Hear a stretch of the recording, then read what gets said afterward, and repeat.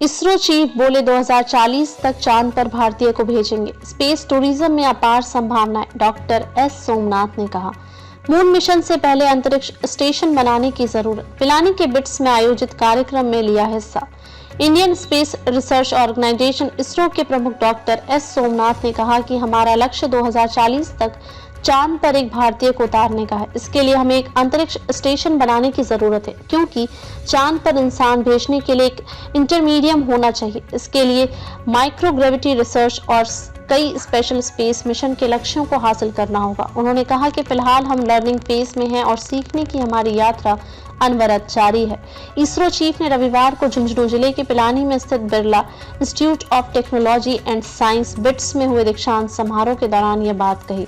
उन्होंने कहा कि अमेरिकी उद्योगपति एलन मस्क चांद पर मानव भेजने, मंगल पर सोसाइटी स्थापित करने की प्लानिंग कर रहे हैं। उनकी योजना है कि मंगल ग्रह पर लाखों लोगों के लिए कॉलोनी बनाएंगे और एक टिकट से लोग वहां जा सकेंगे। सोमनाथ ने कहा कि मुझे लगता है कि स्पेस टूरिज्म का क्षेत्र अच्छा खासा उभरेगा। इस क्षेत्र में भारत के लिए भी अपार संभावनाएं हैं। हमें बहुत किफायती इंजीनियरिंग के लिए जाना जाता है। हमारा मून और मार्स मिशन दुनिया के सबसे कम लागत वाले मिशन में से एक रहा है और इन दोनों ने हमें बहुत सम्मान भी दिलाया है।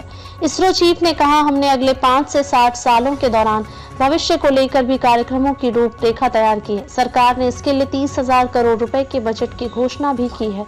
वर्तमान समय अंतरिक्ष कार्यक्रम के इतिहास में एक बड़ा ऐतिहासिक क्षण है। एस सोमनाथ ने स्टूडेंट से कहा, पूरे स्पेस मैकेनिज्म में बदलाव आ रहा है। स्पेस साइंस में बदलाव को समझना चाहिए।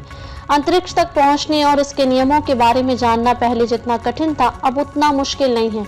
जब अमेरिकियों ने मून मिशन के बारे में सोचना शुरू किया था, तो उन्हें अंतरिक्ष कार्यक्रम में बहुत बड़ा इन्वेस्टमेंट करना पड़ा था। उन्हें अपनी राष्ट्रीय संपत्ति का लगभग 20 से 30% इन्वेस्टमेंट करना पड़ा था, ताकि वे आज की तरह साइंस कैपेसिटी डेवलप कर सके। अब अंतरिक्ष तक पहुंच बहुत आसान हो गई है। कोई भी आजकल उपग्रह लॉन्च कर सकता है। यह विश्वविद्यालयों और संस्थानों में भी किया जा सकता है और सैटेलाइट लॉन्च की लागत इतनी कम हो गई है कि आज अंतरिक्ष में लगभग 20,000 उपग्रह हैं। लगभग 50,000 से अधिक उपग्रह मिनिमम लेटेंसी टेलीकम्युनिकेशन सेवाएं और इंटरनेट सेवाएं प्रदान कर रहे हैं, जो वास्तव में काफी हैरान कर देने वाला आंकड़ा है। BITS Pilani for the convocation of this year. This is also the Golden Jubilee year for the institution, so it's really an honor for me to come and to be part of this. So you asked me about the challenges for ISRO. So the most important assignment that we are working on is human space flight, in which the Indian astronauts should be launched to the space and should be brought back safely. So we are starting the uncrewed mission program this year, possibly the early next year also, which will continue for 1 year. Then 2026 we'll have the mission to space in Gaganyaan program. So that's the biggest mission.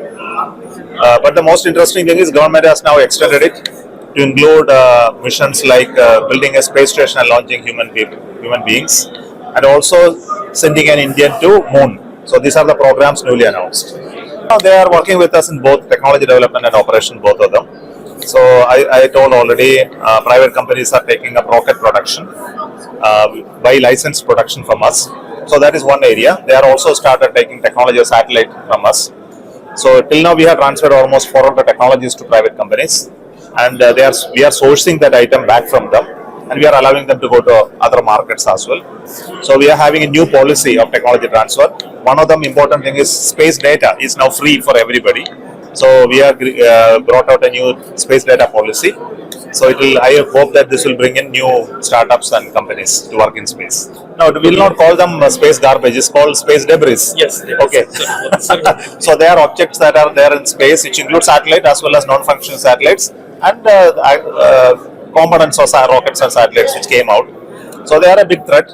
So we are working globally with other nations and other agencies on tracking them, cataloging them, finding mathematical models of predicting how they will go, whether they will collide with each other, what type of control measures are there, what are the legal issues associated with that in case damages occur. So these are happening in the global level at various fora. We are also active participants for it.